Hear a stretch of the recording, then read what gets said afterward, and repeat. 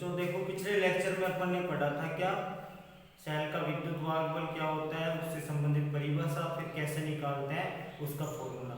क्या होता था, cell EMF E naught cell या ई सेल किसके बराबर होता था, ई कैथोड माइनस एनोड, अर्थात दोनों इलेक्ट्रोडों के विभव के अंतर को ही क्या कहते हैं, सेल का विद्युत वाहक बल। उसके बाद में अपन ने देखी थी नैश इक्वेशन।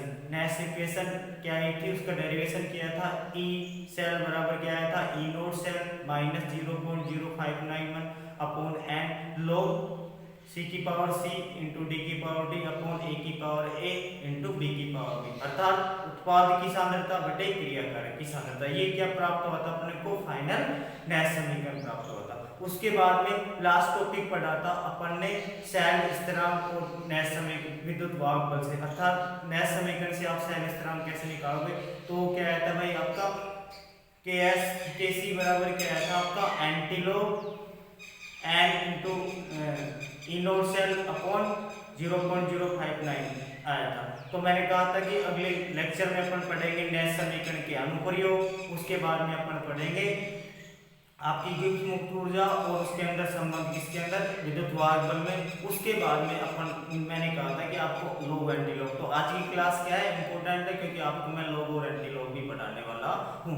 उसके बाद में अपन पढ़ेंगे नैश समीकरण के क्वेश्चन किस तरह से आते हैं बोर्ड एग्जाम में, वो पढ़ेंगे। तो देखो आज का टॉपिक क्या है, नैश समीकरण के अनुप्रयोग। अनुप्रयोग मतलब क्या क्या यूज होते हैं। तो नैश समीकरण की सहायता से आप क्या निकाल सकते हो, किसी सेल का या इलेक्ट्रोड का क्या निर्धारित कर सकते हो, विद्युत वाहक बल निर्धारित कर सकते हो। अब इसके लिए क्या किया जाता है, संपूर्ण सेल अभिक्रिया के ऊपर क्या आरोपित की जाती है, आपकी नैश समीकरण। तो अपन एक एग्जांपल लेंगे जो आपसे पेपर में पूछ सकते हैं, गैल्वेनिक सेल का नैश समीकरण लिखिए, और फिर अपन लेंगे अर्ध सेल या आपको हाफ इलेक्ट्रोड दे दिया जाए तो इस तरह से नैश समीकरण लिखते हैं। तो नैश समीकरण की सहायता से क्या कर सकते हो आप, नैश समीकरण की सहायता से, नैश समीकरण की सहायता से किसी सेल का विद्युत वाहक बल या किसी अर्ध सेल का विद्युत वाहक बल निर्धारित किया जा सकता है। तो किसी सेल का या किसी अर्ध सेल का विद्युत वाहक बल आप याद कर सकते हो, निर्धारित कर सकते हो। अपन एग्जांपल लेते हैं गैल्वेनिक सेल का लेते हैं। तो डैनियल सेल के लिए नैश समीकरण या गैल्वेनिक सेल के लिए नैश समीकरण। तो आपसे पूछ सकते हैं भाई नैश समीकरण उपयोग लिखे, तो ये आपको एक सेल लेके ये बताना होगा। तो डैनियल सेल या आप क्या कह रहे हो, गैल्वेनिक सेल के लिए नैश समीकरण तो गैल्वेनिक सेल या डैनियल सेल के लिए नैश समीकरण क्या होगी। तो देखो किसी भी सेल के लिए आपको नैश समीकरण लिखनी है तो उसके लिए पहले एनोड पर अभिक्रिया लिखो, फिर कैथोड पर क्या होता है, और उसके बाद में आप क्या लिखो, संपूर्ण सेल अभिक्रिया, और संपूर्ण सेल अभिक्रिया पे क्या अप्लाई कर दो, आपका नैश समीकरण अप्लाई कर दो। तो डैनियल सेल को कैसे प्रदर्शित करते हैं भाई, zinc solid zinc +2 aqueous ion, इसकी सांद्रता कितनी लेते हैं 1 मोलर, फिर 11 से 2, फिर कॉपर +2 एक्वस आयन, ये कितना है वही 1 मोलर, और फिर कॉपर सॉलिड से। इस तरह से किसको प्रदर्शित करते हो आप, डैनियल सेल को। तो एनोड पर कौन सी अभिक्रिया होती है भाई डैनियल सेल में, एनोड पर जिंक किस में ऑक्सीकृत होता है भाई, जिंक +2 आयनों में, और 2 इलेक्ट्रॉन क्या करता है, मुक्त करता है। इसी तरह कैथोड पर क्या होता है, कॉपर विलयन में उपस्थित कॉपर +2 आयन 2 इलेक्ट्रॉन ग्रहण करके किसमें अवक्षेपित हो जाते हैं, कॉपर इलेक्ट्रोड के ऊपर अवक्षेपित हो जाते हैं। तो एनोड पर क्या होता है, जिंक प्लस 2 आयनों में कन्वर्ट होता है, जबकि कैथोड पर कॉपर प्लस 2 आयन कॉपर में क्या होते हैं, परिवर्तित होते हैं, अवक्षेपित हो जाते हैं। और संपूर्ण सेल अभिक्रिया क्या हो जाएगी, संपूर्ण सेल अभिक्रिया क्या हो जाएगी भाई, इधर लेफ्ट वाले पार्ट को जोड़ दो राइट वाले को, तो 2 इलेक्ट्रॉन इधर कॉमन है, 2 इलेक्ट्रॉन इधर कॉमन है, ये आपस में कर जाएंगे तो संपूर्ण सेल अभिक्रिया हो जाएगी आपकी zinc solid plus copper plus 2 ion से क्या बन जाएगा आपका, zinc plus 2 ion plus copper solid. तो आपकी संपूर्ण सेल अभिक्रिया ये प्राप्त होगी। अब इस संपूर्ण सेल अभिक्रिया के ऊपर क्या आरोपित कर दो आप, नैश समीकरण आरोपित कर दो। तो देखो किसी भी नैश समीकरण का सबसे पहला उपयोग क्या हो गया, आप नैश समीकरण की सहायता से आप किसी सेल का विद्युत वाहक बल या किसी अर्ध सेल का विद्युत वाहक बल क्या कर सकते हो, आप निर्धारित कर सकते हो, ज्ञात कर सकते हो। अपन एक एग्जांपल लेते हैं जो आपसे एग्जाम में भी पूछ सकते हैं, डैनियल या गैल्वेनी सेल के लिए नैश समीकरण। देखो गैल्वेनी सेल को कैसे प्रदर्शित करते हैं, पहले एनोड वाले भाग को, फिर लिखते हैं अपन कैथोड वाले भाग को। तो एनोड वाला भाग क्या है, जिंक से क्या बन रहा है, जिंक प्लस 2 आयन, बीच में 2 पैरेलल लाइन से कौन देख सकते, किसको दर्शा रहे हैं अपन, लवण सेतु को, साल्ट ब्रिज को। उसके बाद में कैथोड पर कॉपर आयन इलेक्ट्रॉन ग्रहण करके क्या बनाते हैं, कॉपर धातु में अवक्षेपित हो जाते हैं। तो लास्ट में क्या दर्शा रहे हैं अपन, कैथोड। तो एनोड पर क्या अभिक्रिया होती है भाई, ऑक्सीकरण। ऑक्सीकरण किसका होता है, जिंक धातु इलेक्ट्रोड का। तो जिंक धातु इलेक्ट्रोड का ऑक्सीकरण होगा तो क्या होगा, जिंक धातु किस में कन्वर्ट हो जाएगी, जिंक प्लस 2 आयनों में, और क्या देगी आपको, 2 इलेक्ट्रॉन देगी। इसी तरह से कैथोड पर क्या होता है भाई, अपचयन होता है, और अपचयन में क्या होगा, विलयन में उपस्थित कॉपर प्लस 2 आयन 2 इलेक्ट्रॉन ग्रहण करके किस में कन्वर्ट हो जाएंगे, आपके कॉपर सॉलिड के अंदर या कॉपर धातु में क्या हो जाएंगे, और कन्वर्ट हो जाएंगे और कॉपर इलेक्ट्रोड पर अवक्षेपित हो जाएंगे। संपूर्ण सेल अभिक्रिया में क्या करो, लेफ्ट वाले पार्ट को एक साथ जोड़ दो, राइट वाले पार्ट को, जो कॉमन आता है उसको काट दो। तो यहाँ पे 2 इलेक्ट्रॉन दोनों में कॉमन है, इधर लेफ्ट वाले भाग में भी राइट वाले भाग में भी, तो ये 2 आपस में कट जाएंगे, तो संपूर्ण सेल अभिक्रिया हो जाएगी जिंक धातु प्लस कॉपर प्लस 2 आयन से क्या बन गया आपका, zinc plus 2 ion plus copper. अब इसके ऊपर क्या अप्लाई करते हैं, नैश समीकरण अप्लाई करते हैं। देखो बच्चों एक चीज ध्यान में रखना कि शुद्ध द्रव या शुद्ध ठोस का सक्रिय द्रव्यमान कितना होता है, 1 होता है, जो आगे आपको यहाँ पे काम आएगा। तो अपन इस संपूर्ण सेल अभिक्रिया के ऊपर क्या आरोपित करते हैं, नैश समीकरण आरोपित करते हैं।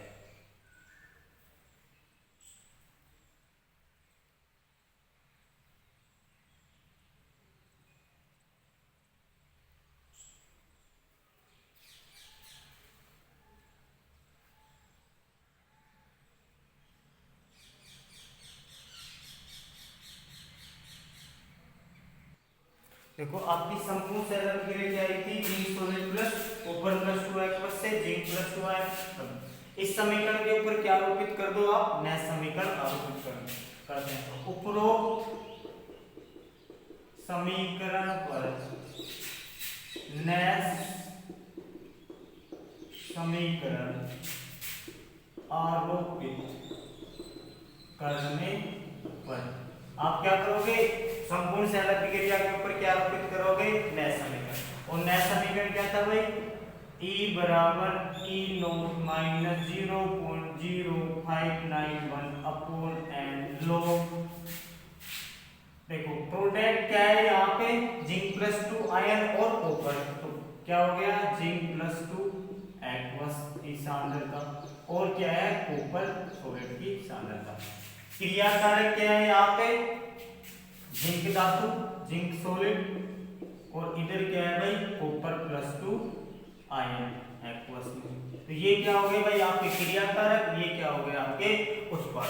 अब देखो यहाँ पे अपन परिवर्तन कितने इलेक्ट्रॉन का देख रहे थे, 2 इलेक्ट्रॉन का। तो n बराबर क्या है, यहाँ पे 2 इलेक्ट्रॉन है।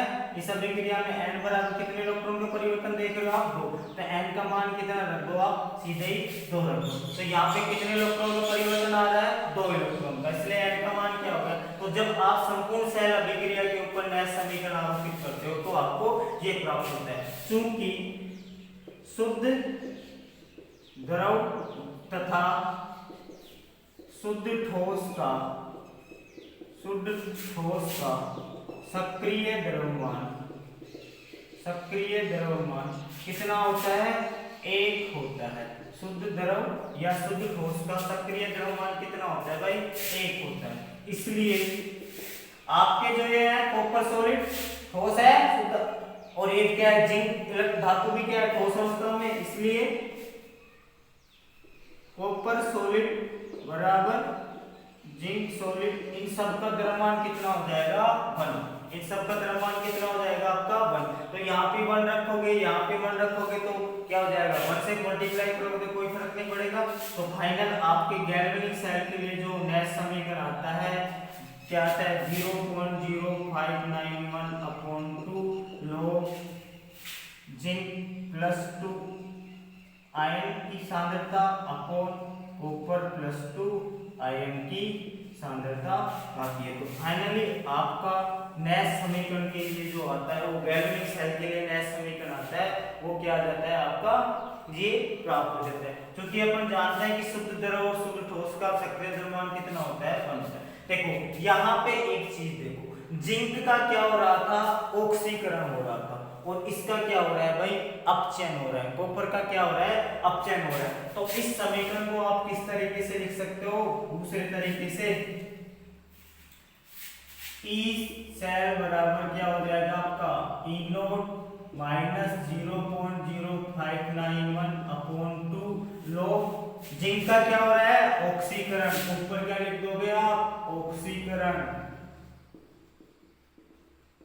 अपॉन नीचे क्या लिखोगे आप? ऊपर का क्या होता है? अपचयन। तो इस समीकरण को आप इस तरीके से भी लिख सकते हो। नैश समीकरण को और किस तरीके से लिख सकते हो? log ऑक्सीकरण का ऑक्सीकारक की सांद्रता बटे अपचयन।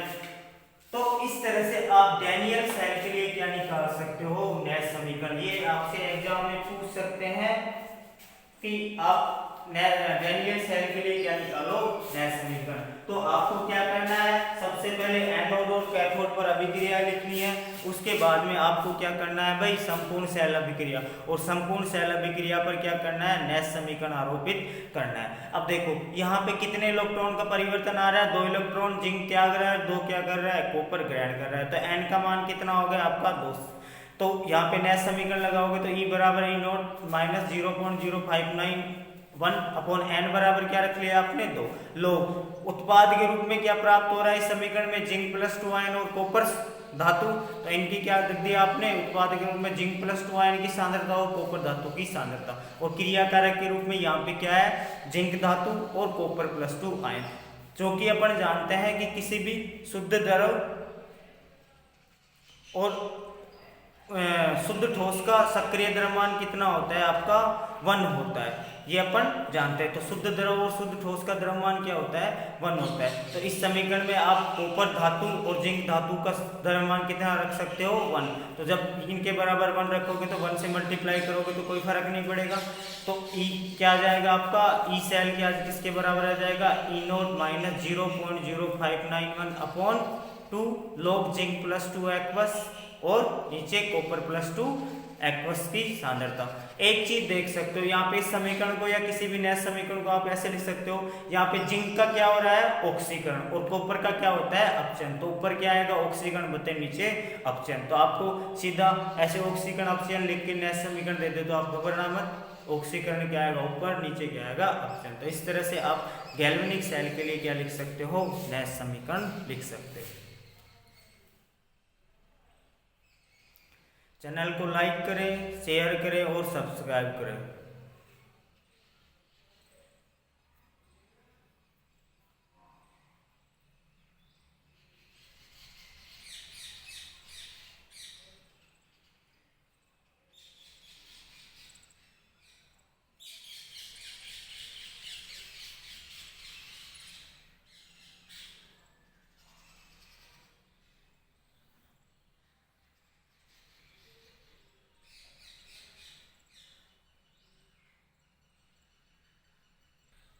देखो बच्चों अपन ने पहला एग्जांपल क्या पढ़ा? नैश समीकरण के अनुप्रयोग का पहला पढ़ा अपन ने कि गैल्वेनिक सेल या डैनियल सेल पर नैश समीकरण आरोपित करते हो तो किस तरह से। तो अपन ने डैनियल सेल के लिए पढ़ लिया।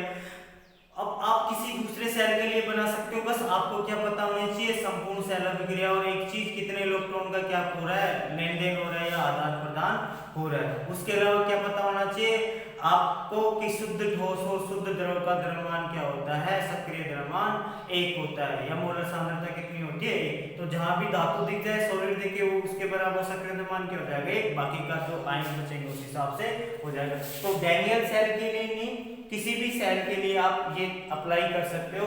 अपन अब सेकंड देखते हैं किसी अर्ध सेल पर नैश समीकरण कैसे। मैं आपको दोनों बताऊंगा, ऑक्सीकरण हो रहा है उसके ऊपर भी और अपचयन हो रहा है उसके ऊपर भी बताऊंगा। माना कोई इलेक्ट्रॉन अभिक्रिया हो रही है, माना एक इलेक्ट्रॉन अभिक्रिया क्या होती है भाई, N प्लस आयन क्या करते हैं, N इलेक्ट्रॉन ग्रहण करके क्या बनाता है भाई, धातु का निर्माण करते हैं। तो ये क्या हो रहा है, यहाँ पे अपचयन हो रहा है, धातु आयन क्या कर रहा है, इलेक्ट्रॉन ग्रहण करके क्या बना रहा है, आपका धातु में कन्वर्ट हो रहा है। तो नैश समीकरण लागू करने पर इसके ऊपर नैश समीकरण लागू करने पर क्या हो जाएगा भाई आपका, ई सेल बराबर E naught cell minus 0.0591 upon N log ऊपर सांद्रता उत्पाद के रूप में क्या है, धातु की अपॉन एन इलेक्ट्रॉन को कोई लेना देना नहीं है, मेटल आयन की एक्वस रूप में। तो क्या हो जाएगा भाई आपका, ये समीकरण हो जाएगा। इलेक्ट्रॉनों का आपको पता नहीं है कितना है, तो ये चीज आपको कोई वो नहीं। तो ये आप ये इसका ये भी लिख सकते हो, Mn प्लस से क्या बन रहा है, मेटल। तो चूंकि अपन जानते हैं कि शुद्ध द्रव का द्रव्यमान कितना होता है, सक्रिय द्रव्यमान 1, तो इसका मान कितना हो जाएगा भाई आपका 1 के बराबर। तो इसमें क्या रखोगे, ई सेल या ई Mn प्लस से N E naught minus 0.059 upon N log 1/Mn लोग 1/, एक्वस मेटल आयन की सांद्रता। तो आप किसी एक अर्ध सेल के लिए या इलेक्ट्रोड के लिए इस तरह से क्या कर सकते हो, आप नैश समीकरण आरोपित कर सकते हो। तो देखो यहाँ पे क्या हो रहा है, ये अपचयन हो रहा है, तो ये किसके लिए है, जिस इलेक्ट्रोड पर अपचयन होता है उसके लिए। दूसरी इसी तरह से यदि किसी इलेक्ट्रोड पर क्या हो रहा हो, ऑक्सीकरण हो रहा हो, तो ये अभिक्रिया क्या हो जाएगी भाई आपकी उल्टी हो जाएगी। तो यहाँ पे क्या हो जाएगा, सेकंड एग्जांपल, फर्स्ट एग्जांपल तो इसका ये हो गया अर्ध सेल के लिए, सेकंड क्या हो जाएगा, धातु ऑक्सीकरण तो क्या दे रही है भाई, धातु आयन प्लस एन इलेक्ट्रॉन। अब इसके ऊपर क्या अप्लाई कर दो, नैश समीकरण। तो apply Nash equation, apply Nash equation जब करोगे तो क्या हो जाएगा भाई, ई Mn प्लस से क्या बन जाएगा, E naught Mn plus minus 0.0591 upon N log product क्या हो जाएगा, metal ion Mn plus aqueous की सांद्रता अपॉन मेटल सॉलिड की सांद्रता, वो क्या हो जाएगी, क्योंकि मेटल सॉलिड का सक्रिय द्रव्यमान कितना होता है 1, तो यहाँ पे क्या हो जाएगा, ई सेल क्या किसके बराबर हो जाएगा आपका, Mn प्लस माइनस 0.0591 एन लोग Mn प्लस मेटल आयन की सांद्रता, नीचे क्या आ जाएगा, 1 आ जाएगा। इस तरह से जिस सेल के ऊपर ऑक्सीकरण हो रहा है उसका कैसे होगा, यहाँ पे तो क्या हो रहा है भाई अपचयन, और यहाँ पे क्या हो रहा है आपका ऑक्सीकरण। तो आप किसी भी अर्ध सेल के लिए इस तरह से क्या आरोपित कर सकते हो, निर्धारित कर सकते हो, आपका अर्ध सेल के ऊपर नैश समीकरण लिख सकते हो। बस आपको उसकी सेल अभिक्रिया पता होनी चाहिए, फिर क्या आप कितने इलेक्ट्रॉन का क्या कर रहे हो, आदान प्रदान कर रहे हो, उस हिसाब से। तो अपन ने सिंपल एक एग्जांपल ले लिया, मेटल आयन इलेक्ट्रॉन ग्रहण करके क्या बना रहा है, मेटल में अपचयित हो रहा है, तो इसके ऊपर जब आप नैश समीकरण आरोपित करते हो तो क्या प्राप्त होता है आपको, ई सेल बराबर E naught cell minus 0.0591 upon N log 1 metal ion की सांद्रता, क्योंकि अपन जानते हैं कि शुद्ध द्रव का या शुद्ध ठोस का द्रव्यमान कितना होता है, 1 होता है। इसी तरह से जिस सेल के ऊपर ऑक्सीकरण हो रहा है तो मेटल क्या होगी, इलेक्ट्रॉन त्याग कर आयन में कन्वर्ट होगी, और इसके ऊपर आप नैश समीकरण आरोपित करते हो तो आपको क्या प्राप्त होता है भाई, ई सेल बराबर E naught cell minus 0.0591 N log metal ion की सांद्रता बटे 1 या मेटल आयन की सांद्रता। तो आपने देख लिया संपूर्ण सेल के ऊपर आरोपित किए अपन ने नैश समीकरण, तो क्या प्राप्त हुआ आपको, जैसे गैल्वेनिक सेल पे तो वहां पे क्या प्राप्त हुआ था, ऊपर ऑक्सीकरण नीचे क्या था, तो यहाँ पे देख लो ऑक्सीकरण आने में मेटल आयन की सांद्रता ऊपर आ रही है और अपचयन वाले में क्या आ रही है, नीचे आ रही है। तो इस तरह से आप किसी अर्ध सेल के ऊपर भी क्या कर सकते हो, आरोपित। आपसे क्वेश्चन पूछ सकते हैं निम्न अर्ध सेल के लिए आप नया समीकरण लिखिए, तो आप आराम से इजीली मेटल की जगह जो मेटल देगा वो और जो जितने इलेक्ट्रॉन का लेन देन करेगा वो हो जाएगा। तो ये अपन ने सामान्य रूप लिख लिया हर सेल के ऊपर, वहां पे आपको एक बता दिया था किसका, गैल्वेनिक सेल का। तो इस तरह से आप नैश समीकरण की सहायता से क्या कर सकते हो, किसी भी सेल का या अर्ध सेल का विभव ज्ञात कर सकते हो।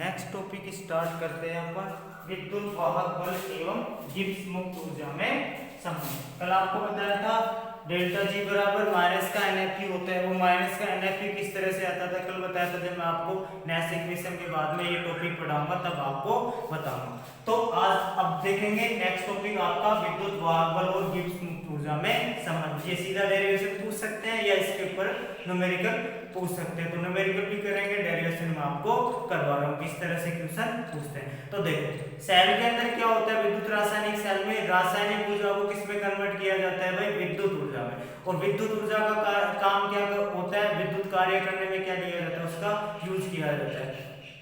तो अपन कह सकते हैं कि स्थिर ताप और दाब पर सेल द्वारा किया गया कार्य उसके विद्युत वाहक बल और सेल में से प्रवाहित होने वाली विद्युत धारा के गुणनफल के क्या होता है, बराबर होता है। तो अपन कह सकते हैं किसी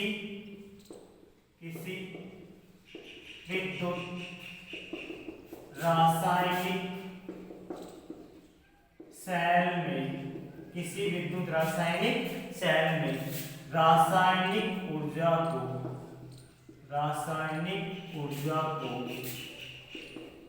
विद्युत ऊर्जा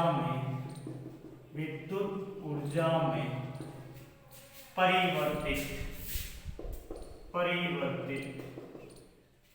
किया जाता है और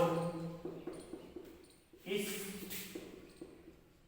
विद्युत ऊर्जा का उपयोग विद्युत कार्य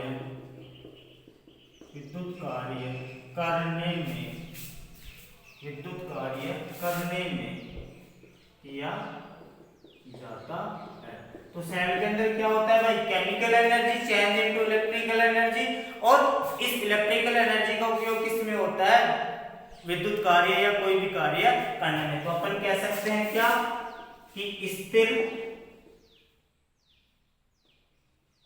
स्थिर ताप एवं दाब पर किसी सेल द्वारा दाब पर किया गया कार्य, स्थिर ताप एवं दाब पर किया गया कार्य सेल के विद्युत वाहक बल एवं सेल में प्रवाहित होने वाली विद्युत धारा के गुणनफल के बराबर होता है। तो किसी सेल द्वारा जो कार्य किया जाता है वो कार्य किसके बराबर होता है? सेल के विद्युत वाहकबल और उसमें से प्रवाहित होने वाली विद्युत धारा के गुणनफल के बराबर। तो W सेल या आप कह सकते हो W किसके बराबर हो जाएगा भाई? सेल के विद्युत वाहक बल गुणा सेल का विद्युत वाहक बल गुणा सेल द्वारा प्रदत्त विद्युत धारा के गुणनफल के क्या हो जाएगा? बराबर। तो W विद्युत क्या हो जाएगा भाई? सेल का विद्युत वाहक बल किसके बराबर है? E के बराबर। और सेल द्वारा प्रदत्त विद्युत धारा क्या होगी? N फैराडे के बराबर। एक मोल इलेक्ट्रॉन N फैराडे के बराबर आवेश देते हैं, तो सेल द्वारा प्रदत्त विद्युत धारा किसके बराबर हो जाएगी? N फैराडे के बराबर। तो आप लिख सकते हो W बराबर क्या आ गया आपका? NFE। यहाँ पे देखो N क्या है? इलेक्ट्रॉनों की संख्या। N क्या है? इलेक्ट्रॉनों की संख्या। F क्या है? फैराडे नियतांक। और इसका मान कितना होता है भाई? 56,500 कूलम पर मोल होता है। और आपका क्या बच गया? E क्या हो गया? सेल का विद्युत वाहक बल। तो इस तरह से आप निकाल सकते हो कि सेल द्वारा किया गया कार्य किसके बराबर होता है? सेल के विद्युत वाहक बल और उसके द्वारा दी गई विद्युत धारा के गुणनफल के बराबर होता है। तो अपन जानते हैं कि किसी भी विद्युत रासायनिक सेल में क्या होता है भाई? रासायनिक ऊर्जा किस में कन्वर्ट होती है? विद्युत ऊर्जा में परिवर्तित। विद्युत रासायनिक सेल में रासायनिक ऊर्जा को किस में परिवर्तित किया जाता है? विद्युत ऊर्जा में परिवर्तित किया जाता है। और इस विद्युत ऊर्जा का उपयोग विद्युत कार्य करने में किया जाता है। ये किसी भी सेल का क्या है? कार्य प्रणाली है। तो अपन कह सकते हैं स्थिर ताप एवं दाब पर किया गया कार्य सेल के विद्युत वाहक बल एवं सेल में प्रवाहित होने वाली विद्युत धारा के गुणनफल के क्या होता है? बराबर होते हैं। तो आप कह सकते हो W वैद्युत बराबर सेल का विद्युत वाहक बल गुणा सेल द्वारा प्रदत्त विद्युत धारा। तो सेल का विद्युत वाहक बल क्या होता है भाई? E के बराबर। E से डिनोट कर रहे हैं अपन। और सेल द्वारा प्रदत्त विद्युत धारा किसके बराबर होती है? N फैराडे के बराबर। तो यहाँ पे देखो W बराबर क्या आ गया आपका? NFE। N क्या है? इलेक्ट्रॉनों की संख्या जो आप क्या कर रहे हो? प्रवाहित हो रहे हैं। F क्या है? फैराडे नियतांक जिसका मान कितना होता है? 56,500 कूलम पर मोल। और E क्या हो गया यहाँ पे? सेल का विद्युत वाहक बल। इस तरह से आप क्या बता सकते हो? किसी सेल द्वारा किया गया कार्य क्या होता है।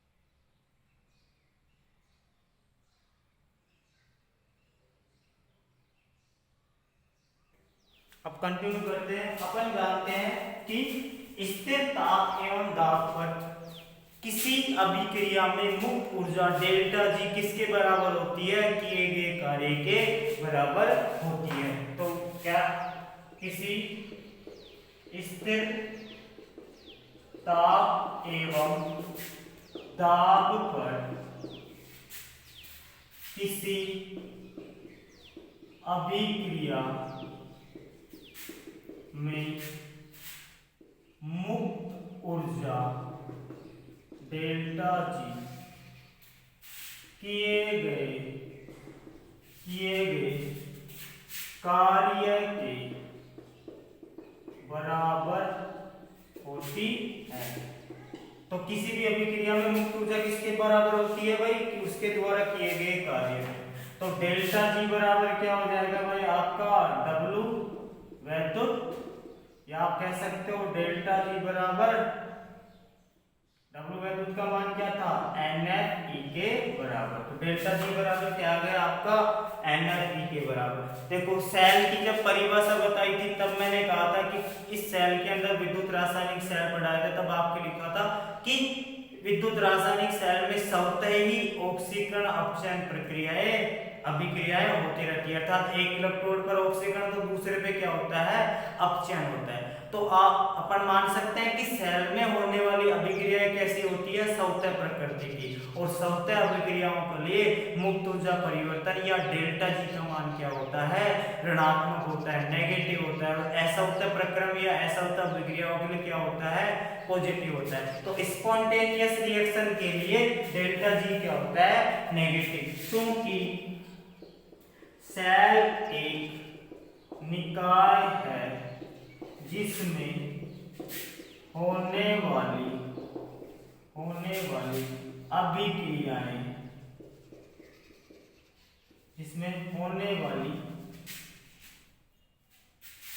अभिक्रियाएं स्वतः प्रकृति की होती है। सेल में होने वाली अभिक्रिया क्या होती है भाई? स्वतः प्रकृति की। अतः क्या हो जाएगा? डेल्टा जी बराबर क्या हो जाएगा? नेगेटिव। तो यहाँ पे आप उपरोक्त समीकरण में क्या रखोगे? इसलिए डेल्टा जी माइनस का डेल्टा जी बराबर क्या हो जाएगा भाई? आपका NFE। या आप लिख सकते हो डेल्टा जी बराबर माइनस का NFE। ये क्या हो गया आपका? विद्युत मुक्त ऊर्जा और विद्युत वाहक बल में संबंध का। आपको क्या संबंध प्राप्त हो गया भाई? डेल्टा जी बराबर NFE। डेल्टा जी यहाँ पे क्या है? गिब्स मुक्त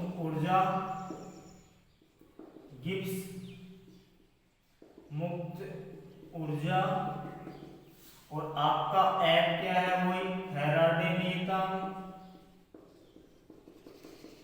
E क्या हो गया? सेल का विद्युत वाहक बल। और N क्या हो गई? आपके इलेक्ट्रॉनों की संख्या। N क्या हो गई? आपकी इलेक्ट्रॉनों की संख्या। तो आप यहां से सेल के विद्युत वाहक बल में और इसमें क्या संबंध कर सकते हो? माइनस का डेल्टा जी अपॉन NF। सेल का विद्युत वाहक बल किसके बराबर हो जाएगा? विद्युत ऊर्जा में परिवर्तन बटे NF। मुक्त ऊर्जा में परिवर्तन अपॉन प्रवाहित होने वाली धारा के बराबर हो जाएगा। NF क्या थी भाई? सेल में से प्रवाहित होने वाली धारा थी। तो देखो यदि n बराबर क्या हो? आपका 1 हो तो क्या हो जाएगा भाई? n बराबर 1 हो तो E बराबर क्या आ जाएगा आपका? माइनस का डेल्टा जी बटे F। n बराबर 1 हो तो क्या आ जाएगा? माइनस का डेल्टा जी अपॉन F। यहाँ पे एक चीज देख रहे हो, नेगेटिव का मतलब कमी को दर्शाता है। यहाँ पे देखते हो कि विद्युत वाहक बल किसके बराबर होता है? कि सेल का विद्युत वाहक बल प्रति इलेक्ट्रॉन गिब्स मुक्त ऊर्जा में कमी के तुल्य होता है। देखो नेगेटिव है तो यहां से क्या आ रहा है? E डायरेक्टली प्रोपोर्शनल क्या आ गया भाई? माइनस का डेल्टा जी अपॉन F। तो सेल का विद्युत वाहक बल प्रति इलेक्ट्रॉन गिब्स मुक्त ऊर्जा में कमी के समानुपाती होता है। अतः उपरोक्त समीकरण से स्पष्ट है कि सेल का विद्युत वाहक बल प्रति इलेक्ट्रॉन गिब्स मुक्त ऊर्जा में कमी के तुल्य या कमी के समानुपाती होता है। गिब्स मुक्त ऊर्जा में कमी के समानुपाती होता है। उपरोक्त समीकरण से क्या आ गया कि सेल का विद्युत वाहक बल प्रति इलेक्ट्रॉन गिब्स मुक्त ऊर्जा में कमी के क्या होता है, समानुपाती होता है। तो आपने संबंध प्राप्त कर लिया कि डेल्टा जी बराबर क्या आता है, माइनस का NFE। तो ध्यान रखना ये किसके लिए है, अपनी वैसे मानक परिस्थिति के लिए क्या हो जाएगा, डेल्टा जी नोट बराबर NFE नोट। ये क्या हो जाएगा, मानक परिस्थिति के लिए। तो एक बार मैं फिर से रिवाइज कर रहा हूँ कि विद्युत रासायनिक सेल का कार्य क्या होता है, केमिकल एनर्जी को किस में कन्वर्ट करता है, इलेक्ट्रिकल एनर्जी में या विद्युत ऊर्जा में, और उस विद्युत ऊर्जा का उपयोग किस में किया जाता है, विद्युत कार्य करने में। और तो सेल का विद्युत कार्य किसके बराबर हो जाएगा, सेल के विद्युत वाहक बल और सेल में से प्रवाहित होने वाली विद्युत धारा के बराबर। तो W क्या आ गया था आपका, NFE के बराबर। चूंकि अपन जानते हैं किसी भी अभिक्रिया में मुक्त ऊर्जा परिवर्तन किसके बराबर होता है, विद्युत कार्य के बराबर होता है। तो डेल्टा जी बराबर क्या आ गया आपका, W विद्युत आ गया। अब W वैल्यू का मान क्या था, NFE। तो डेल्टा जी बराबर क्या आ गया आपका, NFE के बराबर आ गया।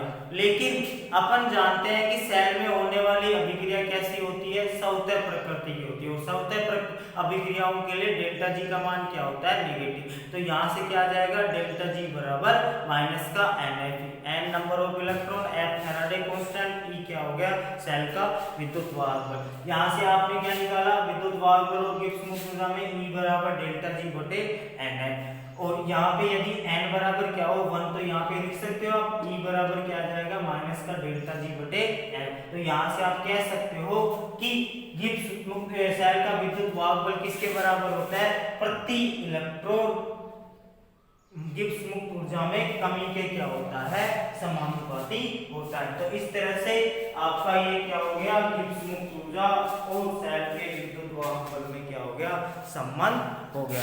तो लास्ट में क्या आ गया भाई आपका कि इसके समानुपाती होता है, प्रति इलेक्ट्रॉन गिब्स मुक्त ऊर्जा में कमी के क्या होता है, समानुपाती होता है। तो इस तरह से आपने क्या प्राप्त कर लिया, डेल्टा जी बराबर NFE। मानक परिस्थितियों में क्या हो जाएगा भाई, डेल्टा जी बराबर NFE नो। तो वो आपको मानक परिस्थिति के लिए है, तो यहाँ पे डेल्टा जी मानक परिस्थितियों के लिए लिखना चाहते हो तो डेल्टा जी नोट बराबर माइनस NFE नोट। तो ये क्या हो जाएगा, मानक परिस्थितियों में। तो ये आपको लिखने की जरूरत नहीं है, आपसे ये पूछ सकता है डेल्टा जी बराबर माइनस NFE। इसके ऊपर न्यूमेरिकल कैसे बनते हैं वो अपन जब न्यूमेरिकल देखेंगे तब करेंगे, अभी क्या है ये डेरिवेशन है। तो इस तरह से आपने क्या प्राप्त कर लिया भाई, गिब्स मुक्त ऊर्जा और सेल के विद्युत वाहक बल के मध्य संबंध। और क्या प्राप्त हो आपको, डेल्टा जी बराबर माइनस का NFE। अब देखो बच्चों, मैं न्यूमेरिकल स्टार्ट करने से पहले इसके मैं आपको लॉग और एंटी लॉग के बारे में बताऊंगा, क्योंकि आपको किसकी जरूरत पड़ेगी, लॉग की भी जरूरत पड़ेगी और एंटी लॉग की भी। तो इसके बाद में अपना टॉपिक होगा क्या, लॉग और एंटी लॉग। चैनल को लाइक करें, सब्सक्राइब करें और अधिक से अधिक शेयर करें। तो अब इसके बाद में अपन पढ़ेंगे नेक्स्ट लॉग और एंटी लॉग निकालना विथ एग्जाम्पल।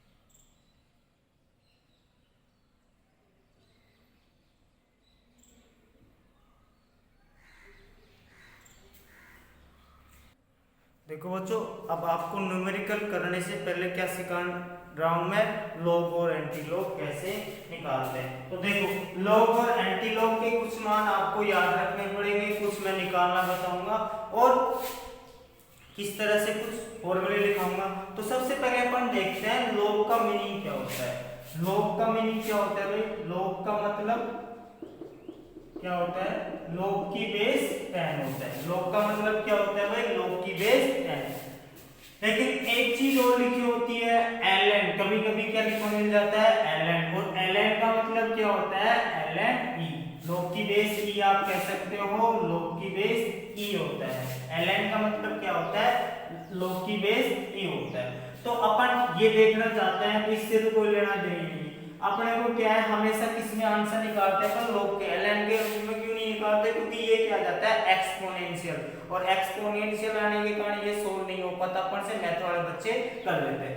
तो ln बराबर या ln e बराबर क्या होगा? जब ln को आप लॉग में कन्वर्ट करोगे तो एक फॉर्मूला तो क्या याद रखोगे? ln बराबर क्या होता है भाई? 2.303 log 10 के बराबर होता है। तो फर्स्ट बात तो आपको क्या याद रखनी है, जब ln को आप log में कन्वर्ट करते हो तो क्या मान आता है आपका? 2.303 से क्या करते हैं?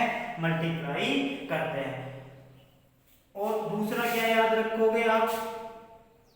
ln e की पावर e या log 10 की पावर 10, या आप कह सकते हो log की बेस 1 की पावर 1 किसके बराबर होती है? आपके 1 के बराबर होती है। ln e की power e base e log 10 की पावर 10, ये क्या होता है? 1 के बराबर होता है। अब देखो, कुछ फॉर्मूले लिखा रहा हूं आपको, कुछ लॉग के मान लिखा रहा हूं। सबसे पहला तो आप क्या याद रखोगे? ln को किस में कन्वर्ट करोगे? लॉग में। तो किससे मल्टीप्लाई करोगे आप?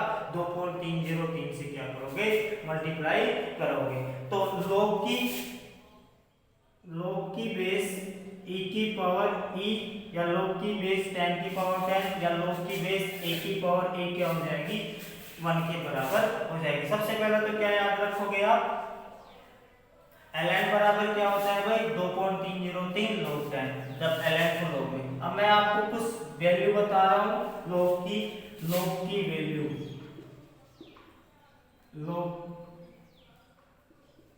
आपको 1 से लेकर 10 तक की log वैल्यू तो आपको पता होनी चाहिए, उसमें भी कुछ बाकी की अपन निकालना सिखाएंगे।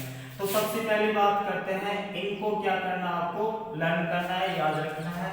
log की बेस 10 की पावर 1 या log 1 का मान कितना होता है भाई? आपका 0 होता है। log 1 का मान कितना होता है? 0 होता है। log 10 क्यों लगा रहा है? ये बेस है, इसका आधार है, इसलिए इसको 1। तो log 1 का मान कितना होता है? 0 होता है। इसी तरह से log 2 का मान कितना हो जाएगा भाई? आपका 0.3010। log 3 का मान कितना हो जाएगा आपका?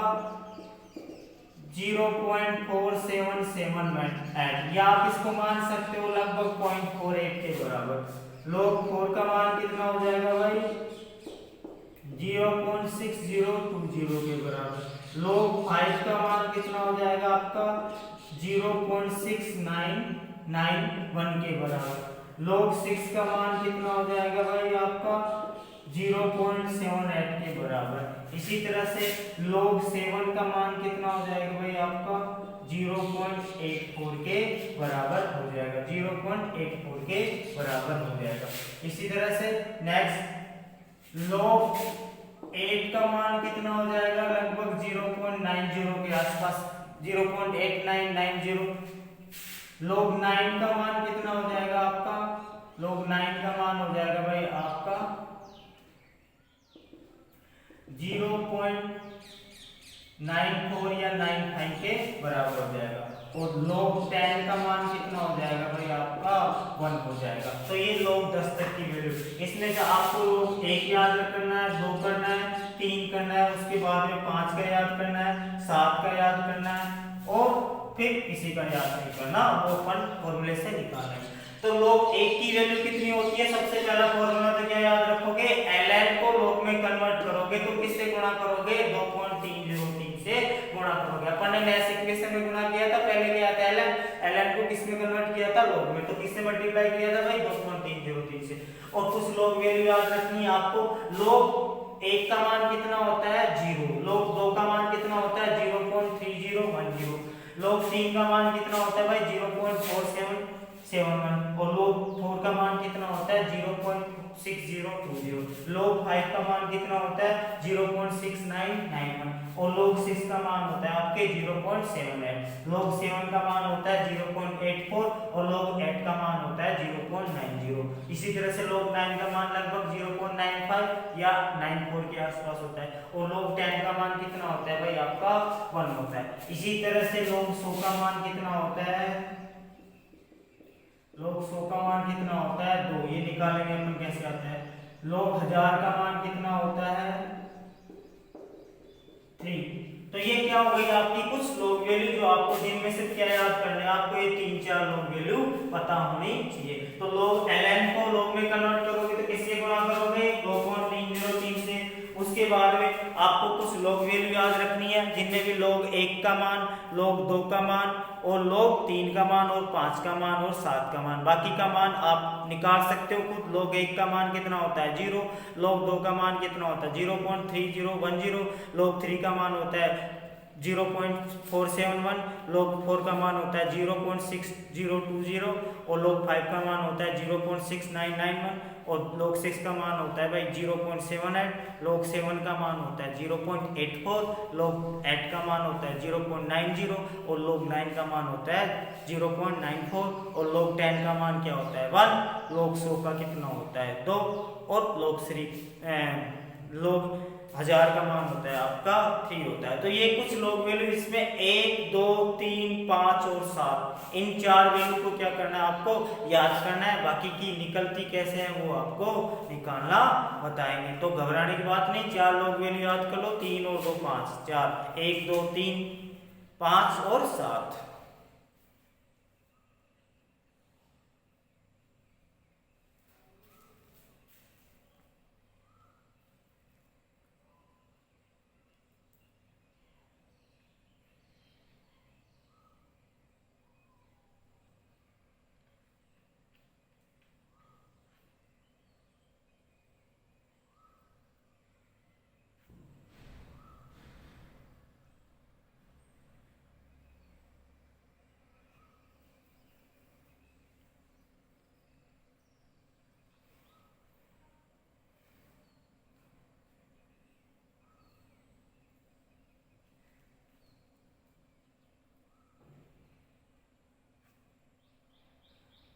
देखो बच्चों, अब कुछ log की क्या देखते हैं फॉर्मूले देखते हैं। तो सबसे पहला log a गुणा b किसके बराबर होता है, log a plus log b के बराबर होता है।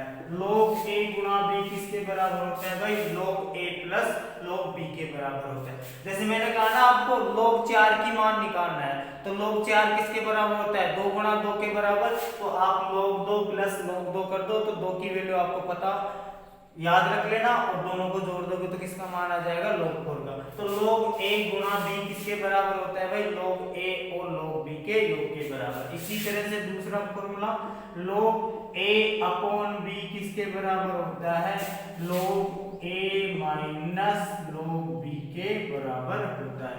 log a भाग b किसके बराबर होता है आपका, log a minus log b के बराबर होता है। तीसरा फॉर्मूला क्या याद करना है आपको, log a की पावर b किसके बराबर होता है, ये पावर क्या आ जाती है आगे आ जाती है और log a के बराबर हो जाता है। तो अगर किसी संख्या के ऊपर पावर है उसका log निकाल रहे हो तो क्या आ जाएगी आगे। जैसे अपन कह रहे हैं 2 की पावर 4 का log निकालना है तो 4 आगे आ जाएगा, 4 इंटू log 2। तो ये क्या हो जाएगा, यदि किसी संख्या की घात है तो घात क्या आ जाएगी आगे, पावर क्या आ जाएगा। तो log a की पावर b किसके बराबर हो जाएगा, b log a। पहला फॉर्मूला क्या याद रखना है, log a गुणा क्या किसके बराबर होता है, log a plus log b और log a अपॉन b किसके बराबर होता है, log a minus log b। log 1 की पावर b किसके बराबर होता है भाई, b log a। आपको केमिस्ट्री में जितना log काम आएगा एंटी log काम आएगा उससे कहीं ज्यादा मैं बता दूंगा। तो आपके इतना टिपिकल नहीं पूछेंगे बोर्ड एग्जाम में, तो घबराओ मत। तो log a की पावर b क्या हो जाएगा, b log a। Next point क्या याद करोगे भाई, आपसे यदि ये दे दे log 1 गुणा b किसके बराबर होता है, log ब्रैकेट a गुणा b, तो इस तरह आप इसका डायरेक्ट मान नहीं निकाल सकते। पहले क्या करोगे आप, पहले ब्रैकेट a गुणा b को सोल्व करें। पहले किसको सोल्व करें भाई, इस ब्रैकेट को, और ब्रैकेट को सोल्व करने के बाद में आपको क्या करना है, फिर इसका log निकालना है। तो इस तरह से आप क्या नहीं कर सकते, ब्रैकेट को पहले सोल्व करो, a प्लस बी है या a गुणा बी है। इसी तरह से पांचवी बात करूं मैं, log a माइनस बी, तो आप इसका मान भी क्या नहीं कर सकते, डायरेक्ट नहीं निकाल सकते। इसकी वो पहले क्या करोगे भाई, पहले किसको सोल्व करोगे आप, a माइनस बी को सोल्व करोगे, पहले a माइनस बी को सोल्व करोगे, उसके बाद में आप क्या निकाले, इसका log निकालें। तो आपको तीन फॉर्मूले ध्यान रखने हैं और कुछ log वैल्यू ध्यान में रखनी है। log a गुणा b किसके बराबर होता है, log a प्लस b के, log a plus log b, log a upon b किसके बराबर होता है, log a minus log b। इसी तरह से log a की पावर b किसके बराबर होता है भाई, b log a। आपको यदि ब्रैकेट में दे दे bracket log a plus b या log a गुणा b, पहले क्या करोगे, इस ब्रैकेट को सोल्व करोगे, फिर क्या करोगे, आप इसका मान निकालोगे। डायरेक्ट आप ये मान नहीं निकाल सकते किसका मान ये होता है। जैसे आपको कह दिया log 3 प्लस 4 ब्रैकेट में, तो पहले 3 प्लस 4 का ऐड करो तो 7 हो जाएगा, क्या मान आएगा log। तो इसको डायरेक्ट आप ऐसे नहीं लिख सकते कि log 3 ऐसे नहीं आएगा। तो पहले ब्रैकेट को सोल्व करो, फिर उसके बाद में किसको करो आप, इसी तरह से a माइनस बी में भी, फिर उसके बाद में उस संख्या का log निकालो। तो इन फॉर्मूले के ऊपर मैं कुछ एग्जांपल बता रहा हूँ आपको, किस तरह से आपको सोल्व करना है, फिर अपन न्यूमेरिकल करेंगे तब देख लेंगे। जैसे आपको नहीं पता, एग्जांपल फर्स्ट, log 16 का मान निकालना है, log 16 का मान आपको निकालना है। log 16 का आपको नहीं पता, लेकिन आपको log 16 के छोटे टुकड़े तो पता है, 4 गुणा 4 कर लो या 2 की पावर 4 कर लो। तो 16 बराबर क्या होता है, या तो 4 की पावर 2 होता है या 2 की पावर 4, जो आपको इजी लगे वो कर लो। तो आप इसके बराबर लिख सकते हो, log 16 बराबर क्या हो गया भाई, log 2 की पावर 4 हो गया। और पावर के लिए अपन ने तीसरा फॉर्मूला देखा, कोई भी पावर में आती है तो वो क्या जाएगी आगे। तो इसका मान कैसे निकालोगे आप, 4 log 2, तो log 16 बराबर क्या आ गया भाई, 4 इंटू log 2 का मान कितना होता है 0.3010। इसको आप गुणा कर लो तो कितना आ जाएगा, 4 0 और 2 1.2040 क्या आ जाएगा log 16। तो यदि आपको किसी बड़ी संख्या का log नहीं पता है, तब आप इस तरह से टुकड़ों में करके क्या कर लोगे, उस संख्या का log निकालोगे। इसी तरह से दूसरा एग्जांपल, जैसे आपको दे दिया बड़ी संख्या log 2 की पावर 2 गुणा 3 की पावर 2 अपॉन 4 की पावर 2, इसका मान आपको निकालना है। तो इस तरह से आप नहीं कर सकते, लेकिन आप पता है कि log ये क्या हो जाएगा, गुणे में गुणा वाला जुड़ जाएगा और ये क्या हो जाएगा, भाग लग जाएगा। तो इसको कैसे लिख सकते हो आप, log 2 की पावर 2 प्लस log 3 की पावर 2, और नीचे बटे वाला क्या चला जाएगा माइनस में, माइनस log 4 की पावर 2, ये चला जाएगा भाई। पहले क्या हो जाएगा, गुणे वाले पहले वाले समीकरण से a गुणा b क्या होता है, log a प्लस b, तो log 2 की पावर 2 प्लस log 3 की पावर 2। इसी तरह जो बटे में वो क्या चला जाएगा माइनस में, तो ये क्या हो जाएगा माइनस log 4 की पावर 2। अब इसको आगे सोल्व करोगे तो ये क्या हो जाएगा, भाग क्या आ जाएगी, आगे आ जाएगी, तो ये क्या हो जाएगा भाई 2 log 2 plus 2 log 3 minus 2 log 4। अब इनके मान रख दो, 2 गुणा 0.3010 प्लस 2 गुणा 0.4771 माइनस 2 गुणा 0.6020। इस तरह से क्या रख दिया आपने, इनके मान रख दिए। तो देखो आपका ये मान किसके बराबर आ जाएगा, देखो आप सिंपली सी बात करता हूं मैं, ये किसके बराबर हो जाएगा, log 4 के बराबर हो जाएगा, या इसको सोल्व करोगे तो ये किसके बराबर हो जाएगा 0.6020 प्लस ये किसके बराबर हो जाएगा आपके 2.95 के बराबर, ये कितना हो जाएगा भाई आपका, इसको ऐसे 401.2 के बराबर। तो इसमें से 1.2040 में से 6020 निकालोगे तो कितना बचेगा आपका, ये 6 0.6020, इसको घटाओगे तो कितना आएगा भाई आपका 0.9512 माइनस 0.6020। जब इसको आप घटाओगे तो ये लगभग 0.36 के बराबर आएगा। तो इस तरह से आप क्या निकाल सकते हो, यदि आपको कोई संख्या नहीं पता है, बड़ी संख्या है, तो उसकी लोग वैल्यू कैसे निकालते हैं, तो आप कितना निकाल लोगे, इस तरह से मान निकाल लोगे। तो आपको क्या याद रखना है भाई, सबसे पहले 3 फॉर्मूले, log a गुणा b क्या होता है, log a plus log b के, log a बटे b क्या होता है, log a minus log b के, और log a की पावर b किसके बराबर होता है, पावर आगे आ जाती है b log a के। तो यदि आपको ब्रैकेट में a प्लस बी लिखा मिल जाए तो पहले ब्रैकेट को सोल्व करोगे, उसके बाद में इसका log निकालोगे, डायरेक्ट log नहीं निकाल सकते। इसी तरह a माइनस बी का, आपको 16 का log नहीं पता तो आप कैसे निकाल सकते हो, 16 बराबर क्या होता है 4 गुना 4 या 4 की पावर 2, या कह सकते हो आप 2 की पावर 4। तो लेकिन आप 2 की पावर 4 का तो log निकाल सकते हो, 4 आगे आ जाएगा, log 2 का मान रख दोगे तो 16 का मान कितना आ जाएगा, log 1.2040। इसी तरह से आपको नेक्स्ट क्वेश्चन करवाया एग्जाम्पल 2 की पावर 2 गुणा 3 की पावर 2 अपॉन 4 की पावर 2। इस तरह से आप देखो गुणा में उनको जोड़ दोगे और जो भाग में उसको क्या कर दोगे, घटा दोगे। तो इसे आगे सोल्व करोगे तो कितना आंसर आएगा, लगभग 0.36 के बराबर आएगा। तो इस तरह से आप किसी भी बड़ी संख्या का क्या निकाल सकते हो, log निकाल सकते हो। और एग्जाम्पल करते हैं,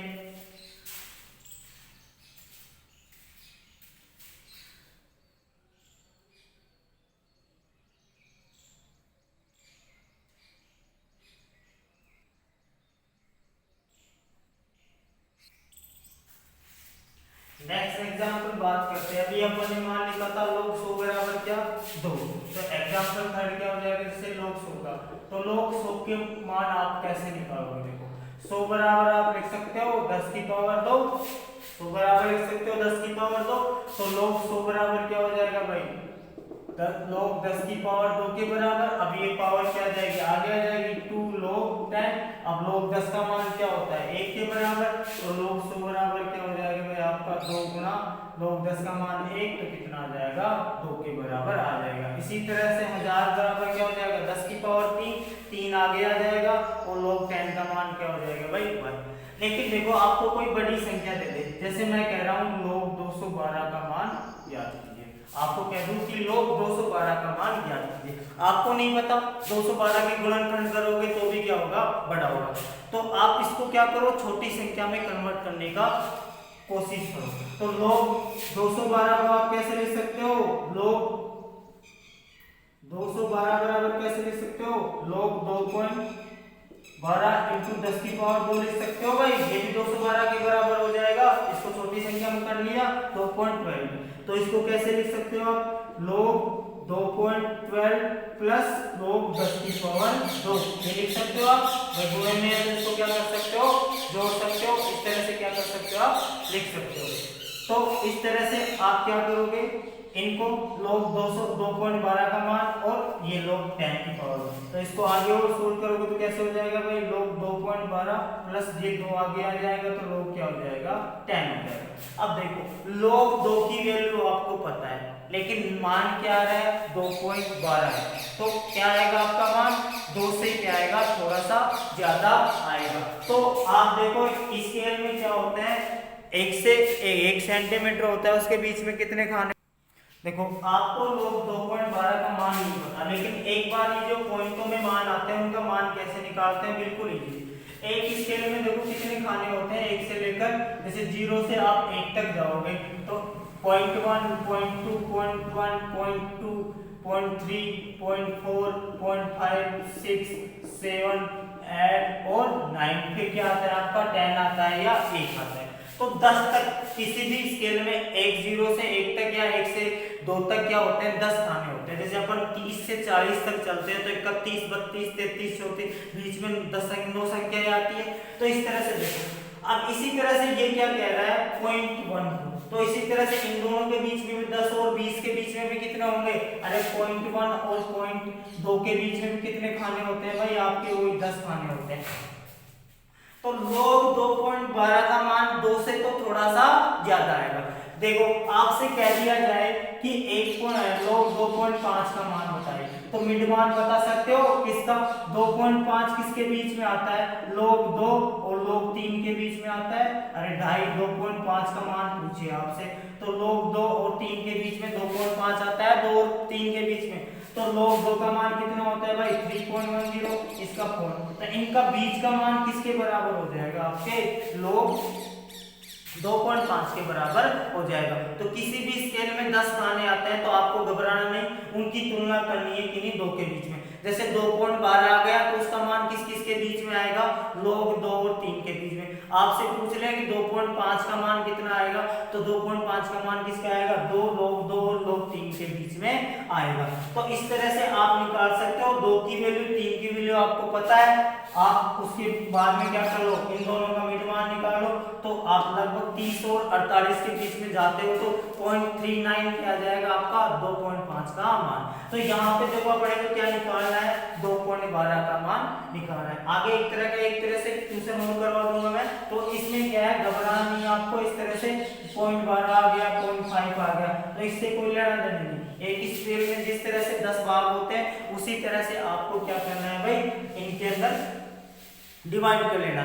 तो log 2.6 का मान पूछे तो किसके बीच में आएगा आपका, log 2 और 3 के बीच में। और वहां पे देख लो 2.5 का मान 0.39 आ रहा है, तो उससे थोड़ा सा ज्यादा क्या आ जाएगा।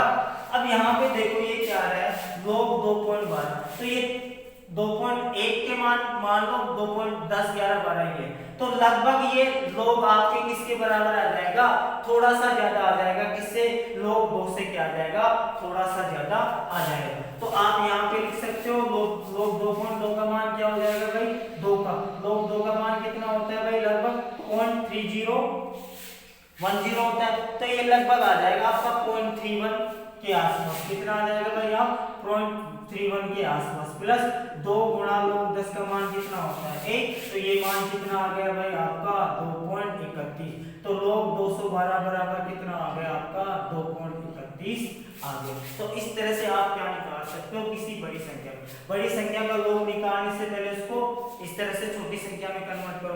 अब ये देखो पॉइंट में आ जाता है तो उससे घबराना नहीं, एक स्केल में 10 भाग होते हैं, 10 में 1 से लेकर 9 तक होते हैं, 0 से लेकर 1 पे जाओगे तो बीच में 9 लाइन आएंगी। तो आपसे पूछ लें कि 0.5 का मान, तो 0.5 का मान 0 और 1 का मिड हो गया, तो आपको देखना है, जैसे log 4.5 का मान पूछ ले आपसे, तो ये किसके बीच में होगा भाई, log 4 और log 5 के बीच में, तो log 4 की वैल्यू इतनी होती है और 5 की वैल्यू इतनी होती है, तो इनके बीच का मान किसके बराबर हो जाएगा, इसके बराबर। अरे 60 से 61 62 63 64 65 66 67 68 69 70, यहाँ तक चले जाओगे, जो बीच में आता है उसका मान क्या रख दोगे आप, इसके बराबर। आपसे पूछ ले 4.6, तो 4.6 बीच वाले मान से थोड़ा सा क्या होगा ज्यादा, लेकिन 5 से क्या होगा कम होगा। इसी तरह से आपसे पूछ ले 4.3, तो 4.3 किसके आसपास होगा, 4.5 से तो कम होगा, और log 4 के आसपास होगा, तो थोड़ा सा क्या है ज्यादा। तो ये आपको आईडी से टिक कर लेना, या आप इसका एक्यूरेट मान निकालना चाहते हो तो एक्यूरेट मान भी क्या कर सकते हो, निकाल सकते हो। तो इस तरह से यदि आपको ये आ जाते हैं 0.12 0.6 0.7, तो इससे घबराना नहीं है। आपको देखना है जैसे 5.6, तो आपको देखना है कि 5.6 किस किस के बीच में आता है, अरे 56 50 और 60 के बीच में आता है, तो इस तरह से 5.6 किसके बीच में आएगा, log 5 और log 6 के बीच में। तो इसका मान किसके बराबर होगा भाई, इन दोनों के बीच में होगा। log 6 से तो ज्यादा नहीं हो सकता और log 5 से क्या नहीं हो सकता, कम नहीं हो सकता। तो 5.6 का मान निकालो, बीच से क्या होगा थोड़ा सा ज्यादा, log 5 की वैल्यू log 6 की बीच की वैल्यू से थोड़ा सा क्या कर दो, ज्यादा कर दो, आपका क्या आ जाएगा उसका आंसर। तो इस तरह से आप किसी बड़ी संख्या का मान किस तरह से निकाल सकते हो, उसको सबसे पहले किस में कन्वर्ट करोगे, छोटी संख्या में, और छोटी संख्या में कन्वर्ट करने के बाद में आप क्या करोगे, उसका करोगे। अब देखते हैं नेक्स्ट एग्जांपल देखते हैं, आपसे क्या कह रहा है क्वेश्चन कि ब्रैकेट वाला क्वेश्चन कैसे करते हैं। जैसे एक क्वेश्चन कह रहा है आपका log 3.3 × 10 की पावर 3 माइनस 3 गुना 10 की पावर 2, इसका क्या निकलवा रहा है आपसे, log निकलवा रहा है। तो मैंने कहा था क्या कि सबसे पहले किसको सोल्व करो, आप ब्रैकेट को सोल्व करो, और ब्रैकेट को सोल्व करने के बाद में आपको क्या करना है, इसका log निकालना है। देखो इन दोनों में से इनको कॉमन लेने के लिए आप या तो इन दोनों की पावर क्या होनी चाहिए, बराबर। तो सबसे पहले क्या करो, इसकी पावर या तो 10 की पावर 2 कर लो या 10 की पावर 3। यदि आप 10 की पावर 2 करते हो तो ये कितना हो जाएगा 33 हो जाएगा, और 33 माइनस 3 क्या हो जाएगा आपका 30। तो 30 का फिर से गुणनखंड करना पड़ेगा, तो इसलिए इसको क्या कर लो आप 10 की पावर 3 में, बड़ी पावर में क्या कर लो करना। तो इस संख्या को कैसे लिख सकते हो आप, log 3.3 इंटू 10 की पावर 3 माइनस 0.3 इंटू 10 की पावर 3। इस संख्या को आप ऐसे भी लिख सकते हो 10 की पावर 3 के रूप में। तो आप देखो यहाँ से क्या कर सकते हो, आप 10 की पावर 3 कॉमन ले सकते हो, तो ये क्या हो जाएगा 3.3 माइनस 0.3 गुणा 10 की पावर 3, ये इसके बराबर हो जाएगा भाई। अब यहाँ पे आप कॉमनली सोल्व कर लो, ये कितना हो जाएगा log 3.3 माइनस 3 कितना बच जाएगा आपका 3 गुणा 10 की पावर 3। अब इसका मान आसान से निकाल सकते हो आप, log 3 plus 3 into log 10। log 3 का मान कितना होता है भाई 0.4771 प्लस 3 इंटू 1, तो ये कितना हो जाएगा 3.4771। आपके इस ब्रैकेट का मान कितना हो जाएगा, इस तरह से क्या करना है ब्रैकेट वाले क्वेश्चन को सोल्व करना है। तो सबसे पहले ब्रैकेट को सोल्व करो, उसके बाद में क्या निकालो log का मान निकालो। तो इस तरह से आप क्या कर सकते हो, सबसे पहले इस तरह से पावर में अगर कोई क्वेश्चन आता है तो आप क्या करोगे, बड़ी पावर के अकॉर्डिंग क्या कर लोगे, उसको कॉमन ले लोगे, जिससे क्या हो जाएगा आपकी संख्या क्या हो जाएगी छोटी। तो यहाँ पे अपन ने 10 की पावर 2 करते हैं तो ये 33 माइनस 3 30 के बराबर आएगा, फिर इसका गुणनखंड करना पड़ेगा, लेकिन अपन ने 10 की पावर 3 के रूप में कर लिया तो क्या आ गया, ये 3.3 माइनस 3.3 इंटू 10 की पावर 3 क्या आ गया, कॉमन आ गया दोनों में, तो ये क्या हो जाएगा आपका 3 गुणा 10 की पावर 3। तो इससे का क्या करेगा log 3 plus 3 into log 10। log 3 का मान आपको पता है कितना होता है 0.4771, और log 10 का मान क्या होता है 1, तो ये मान कितना आ जाएगा आपका 3.4771 के बराबर।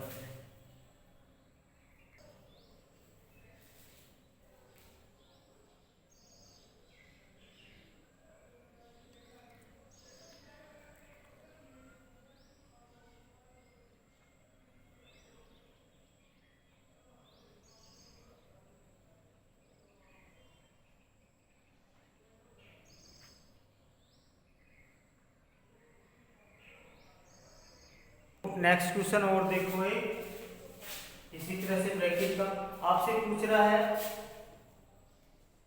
log 2.3 इंटू 10 की power minus 2 minus plus 7 into 10 की पावर 2। आपसे क्या कह रहा है, ये कह रहा है 10 की पावर 3 होगी, क्या कह रहा है आपको 10 की पावर 3।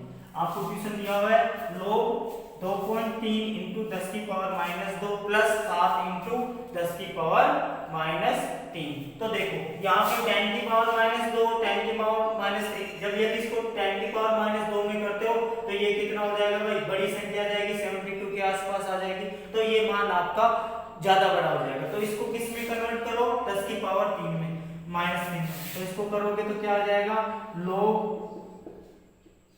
0.23 इंटू 10 की पावर माइनस 3 प्लस 7 इंटू 10 की पावर माइनस 3, ये आ गया आपका।